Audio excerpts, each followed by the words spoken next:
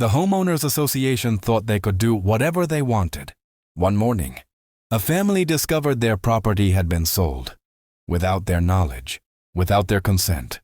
Imagine waking up to find strangers, planning to move into the land. You've worked for your entire life.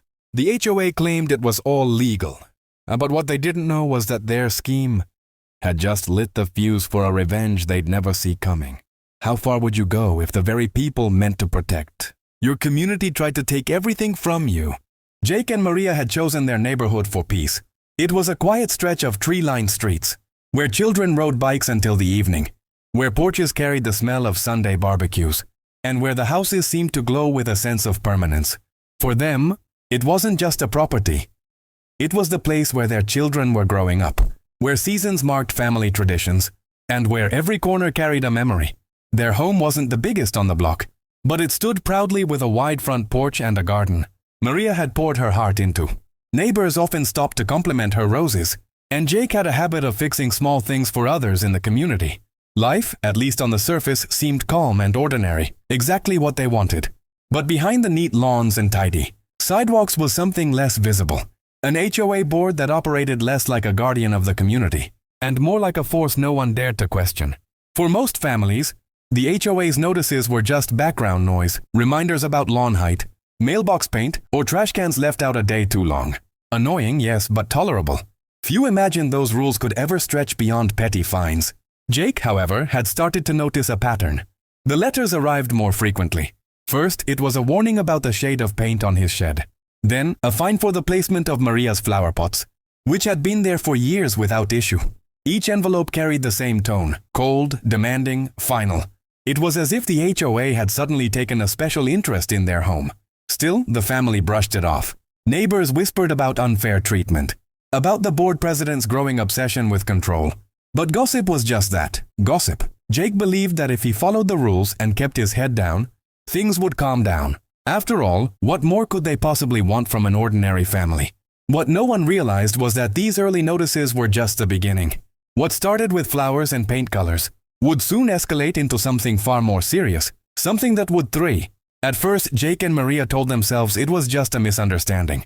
The HOA's notices were annoying, but maybe the board was cracking down across the neighborhood. Maybe everyone was getting them. They decided not to fight it. But when Jake spoke to his neighbors, he quickly realized that wasn't true. Other families weren't getting letters. Their flower pots stayed untouched. Their sheds painted whatever color they pleased. The focus seemed to be only on Jake's home. Weeks turned into months, and the letters multiplied. Each one arrived with a heavier weight. First came the fines: $50 for an unauthorized garden extension, $100 for improper lawn care, even though Jake had mowed that very morning. Then the accusations grew stranger. Claims that Jake had violated community harmony by parking his truck in his own driveway. That Maria's seasonal decorations were unsightly and diminished property values. The pattern was clear. The board wasn't enforcing rules. They were building a case. Each fine, each violation stacked neatly into a growing file against them. Jake appealed in writing, pointing out the inconsistencies, but his letters went unanswered. At meetings, his voice was drowned out, his concerns waved away. The HOA president, a sharp-eyed man with a permanent sneer, simply smiled and said, "Rules are rules." That smile haunted Jake. It wasn't the smile of fairness. It was the smile of power. Then came the threats. The board announced that unpaid fines would result in liens against the property. Letters stamped in bold red declared that failure to comply could lead to foreclosure. Jake sat at his kitchen table reading those words over and over, his hands trembling. How could fines for flower pots and lawns possibly lead to losing their home? But buried in the HOA bylaws, a dense document few ever read, was the terrifying truth. The HOA had the authority to take drastic measures. Maria tried to stay calm, but the weight on the family grew unbearable. Neighbors began avoiding them, afraid of drawing the board's attention. Their children felt the change too, sensing the unease every time another envelope arrived. What once felt like home now felt like enemy territory. Still, Jake wasn't ready to surrender. He began documenting everything. Photographs of his neatly cut lawn, time-stamped records of his truck parked legally, even videos of Maria's harmless decorations. He stacked his evidence like armor, convinced that proof would protect them. But when he presented it at the next HOA meeting, the board brushed it aside without a glance. They weren't interested in fairness, only control. The harassment intensified. Notices arrived daily. Inspectors circled their home like vultures, snapping photos at odd hours.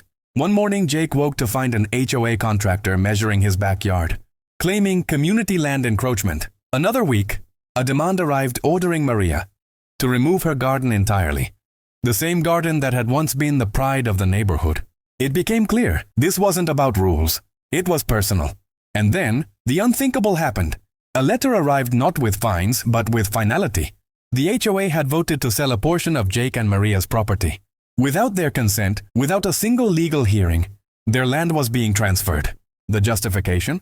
Failure to comply with community standards. Jake felt the world tilt beneath him as he read those words. His home, his sanctuary, his family's future, stolen with a piece of paper. The betrayal was crushing. Maria wept in the kitchen, clutching the letter as though holding it tighter could make it untrue. Their children, confused and frightened, asked if they would have to move. Jake had no answers. But beneath the fear was a spark of rage. The HOA had crossed a line no one could come back from. They thought they could bully him into silence, strip him of his rights, and walk away unchallenged. They thought wrong. Jake began digging. He spent nights poring over county records, state laws, and HOA bylaws. He uncovered loopholes buried deep within the fine print. He found inconsistencies in the way the board filed their notices. He uncovered conflicts of interest, board members, profiting quietly from sales and contracts. Every discovery added fuel to his determination. But the more he uncovered, the more dangerous things became. Anonymous notes appeared in his mailbox, warning him to stop. His truck tires were slashed. And during one tense meeting, the HOA president leaned close enough for Jake to hear him whisper, "You don't know who you're messing with." Jake didn't flinch. If anything, the threats only confirmed what he already knew. He was getting close. The family's life was hanging in the balance. With the HOA preparing to finalize the sale of their property, Jake knew time was running out. But what the board didn't realize was that he wasn't just gathering evidence, he was preparing a counterattack.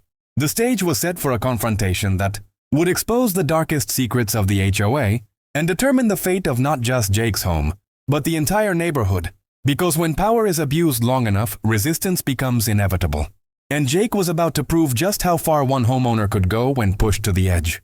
The day of the final HOA meeting arrived with a heaviness that pressed against Jake's chest. For weeks, the board had moved swiftly, filing paperwork to finalize the sale of his property. Every letter they sent was a countdown to losing everything. Yet Jake walked into that meeting not as a man defeated, but as a man armed. He carried a folder thick with documents, each one a piece of evidence he had spent sleepless nights gathering. The community center was packed. Curious neighbors filled the rows of metal chairs, some whispering about the rumors that had spread, that the HOA had taken things too far, that Jake was preparing something big. At the front, the board sat in their usual formation, smug and certain, with the president in the middle. He leaned back in his chair, hands clasped, the picture of confidence. The meeting began with routine business. Financial updates, landscaping contracts. The monotony stretched on, but Jake barely heard it. He waited, his heart pounding, until finally the president's voice cut through. Next item, the enforcement action against the Henderson property. Gasps rippled through the room. Jake stood, steady but fierce, his folder clutched in one hand.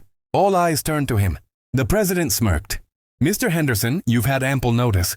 The board has voted. Your property is in violation, and the sale? Not so fast," Jake interrupted, his voice carrying across the hall. He stepped forward, placing his folder on the table with a loud smack. The sound echoed, silencing the whispers. For a moment, the board looked startled. Jake opened the folder and began laying out documents one by one, photographs, records, highlighted sections of bylaws, county filings. His words came sharp and relentless. He showed how the board had selectively enforced rules, targeting his family while ignoring others. He revealed financial irregularities, contracts awarded to companies, owned by board members. He exposed conflicts of interest that were not just unethical, but illegal. The president tried to interrupt, but Jake pressed on, his voice rising. "You claim I violated community standards, yet here are the same violations by 3 other properties you chose to ignore. You fined me for my garden, but here are the minutes from your meeting approving the same for another board member. And most importantly, here are the county land records proving you had no authority to sell my property. None. Every action you've taken is void." The room erupted in murmurs. Neighbors leaned forward, eyes wide, realizing the extent of what Jake was revealing. The president's face reddened. "You don't understand how this works," he snapped, his composure cracking. "The board decides." "No," Jake thundered, slamming down a final document, a letter from his attorney. "The law decides, and as of this morning, an injunction has been filed against this board. Any attempt to move forward with the sale will be considered fraud, punishable by law." The shift in the room was palpable. Gasps turned into cheers from a few bold neighbors. The smug certainty drained from the board's faces, replaced by panic. The president stammered, searching for words, but none came. He had been outmaneuvered. But Jake wasn't finished. He leaned closer, his voice low and cutting. "You wanted to take my home. You wanted to destroy my family.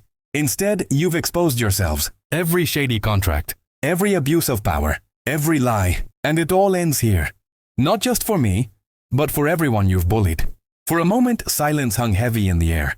Then the inevitable happened. The board fractured. One member, visibly shaken, pushed back his chair and announced he wanted nothing to do with the president's schemes. Another began stuttering excuses, distancing herself from the decisions. The president was left isolated, his once iron grip on the community unraveling before everyone's eyes. Jake had delivered the blow no one thought possible. He had turned the board's power against itself. But the climax wasn't just in the documents or the legal threats. It was in the faces of the neighbors, people who had lived under the HOA's thumb for years. For the first time, they saw that the board wasn't invincible. They saw that one homeowner, armed with truth and determination, could fight back. The president rose, slamming his gavel against the table in a desperate attempt to restore control. "This meeting is adjourned," he barked, but the words rang hollow. No one moved. No one obeyed. The power he once wielded had slipped through his fingers, and everyone knew it. Jake stood tall, watching the unraveling with a steady gaze. He had exposed their corruption, stopped the sale of his property, and shattered the illusion of control. But deep down, he knew this wasn't the end. People like the president didn't fade quietly. They plotted, they schemed. And as Jake walked out of the community center that night, the cheering of his neighbors ringing in his ears, a chill ran down his spine. Because in battles like these, victory could be temporary. And the board, humiliated and cornered, might not be finished yet. The storm had broken. The board was humiliated, the president publicly stripped of his authority, and Jake had stopped the sale of his home. But as the dust settled, the question loomed. What came next? In the days following the explosive meeting, the neighborhood buzzed with a new energy. For years, people had whispered about unfair treatment, about petty fines and questionable decisions. But they had always stayed quiet. Fear had kept them silent. Now, emboldened by Jake's victory, homeowners began speaking out. Complaints poured into the county office. Requests for audits, challenges to fines, demands for accountability. What once seemed impossible, standing up to the HOA, was suddenly happening on a scale no one had imagined. Jake hadn't just defended his property. He had cracked the dam, and the pressure of years of resentment came rushing through. The fallout was swift. Within weeks, 2 board members resigned, unwilling to face the scrutiny. The treasurer was forced to explain missing funds, her hands trembling, as she struggled to account for thousands of dollars of miscellaneous expenses. Contracts the board had pushed through quietly were put under investigation, exposing ties to relatives and hidden kickbacks. And at the center of it all, the president, the man who had orchestrated the vendetta against Jake, found himself drowning in consequences. Legal notices arrived at his door. The injunction Jake had filed turned into a full-fledged lawsuit. For the first time, he wasn't the one sending threatening letters. He was receiving them. Neighbors who had once feared him now crossed the street to avoid him. Their trust shattered, their respect gone. For Jake and Maria, the relief was overwhelming. They woke each morning without the dread of another envelope in the mailbox, without the fear that their children would be forced to pack up their lives. Their home was safe. Their garden still bloomed, Maria's roses standing taller than ever. A living reminder of the battle they had endured. But victory came with scars. The months of harassment had left their mark. Sleepless nights, strained finances, moments of doubt that still lingered in the quiet hours. Jake often found himself standing on the porch, watching the street, half expecting another inspector or contractor to appear. Trauma, even after triumph, doesn't vanish overnight. Still, the impact was undeniable. The neighborhood was no longer the same place. Where fear once reigned, there was now vigilance. Homeowners began attending meetings in numbers the board had never seen. They questioned every decision, demanded transparency, insisted on accountability. The HOA, once an untouchable authority, had been forced into the role it was meant to play, a servant of the community, not its master. And Jake? He became more than just a homeowner. To his neighbors, he was a symbol, proof that one person could stand against injustice. Even when the odds seemed impossible, people stopped him on walks, thanked him for what he had done, told him they felt safer because of his courage. He didn't see himself as a hero, but in their eyes, he had become one. As months turned into a year, the board restructured. New members were elected, ordinary residents, not power-hungry tyrants. Rules were revised, fines reduced, bylaws rewritten to protect homeowners rather than trap them. The community slowly healed, though the memory of the old board's reign never fully faded. The president, once the most powerful figure in the neighborhood, faced the humiliation of bankruptcy after legal fees mounted and settlements drained his resources. Rumors spread that he moved away in the dead of night. His house sold quietly, his name erased from the community he once ruled. Jake never gloated. He never celebrated his downfall, because for him it was never about revenge. It was about survival, about protecting his family, about standing up when no one else would. Looking back, the lessons were clear. Power, when unchecked, corrodes. Communities built on fear are doomed to crumble. And sometimes, it takes just one person willing to push back to remind everyone else that they don't have to live under tyranny, even if it wears the disguise of an HOA. The story of Jake and Maria became a cautionary tale, passed from neighbor to neighbor, whispered at new homeowner gatherings. Parents told it to remind their children of the importance of standing up for what's right. And every time the roses bloomed in Maria's garden, they stood as a quiet, beautiful testimony. This family had endured, had fought, and had won. But perhaps the greatest impact wasn't on Jake or his immediate neighbors. It was on the countless people watching from the sidelines. Homeowners in other communities, living under the thumb of their own petty tyrants, who heard the story and realized they weren't powerless. That if Jake could face down an entire board and win, maybe they could too. Because in the end, this was never just about one property or one HOA. It was about the universal truth of power and resistance. Those who abuse authority will always push until they are stopped, and those who suffer under them will always have a choice: endure in silence or rise and fight back. Jake chose to fight, and in doing so, he didn't just save his home. He gave his community its voice back. So when you hear stories of HOAs stepping beyond their limits, of neighbors pushed to the edge by rules that were never meant to be so cruel, ask yourself, what would you do if it were your home? Would you bow your head and comply? Or would you stand, as Jake did, and remind them that power only lasts as long as people allow it? Because sometimes, the difference between losing everything and saving it all comes down to a single decision: to stop being afraid and start fighting back.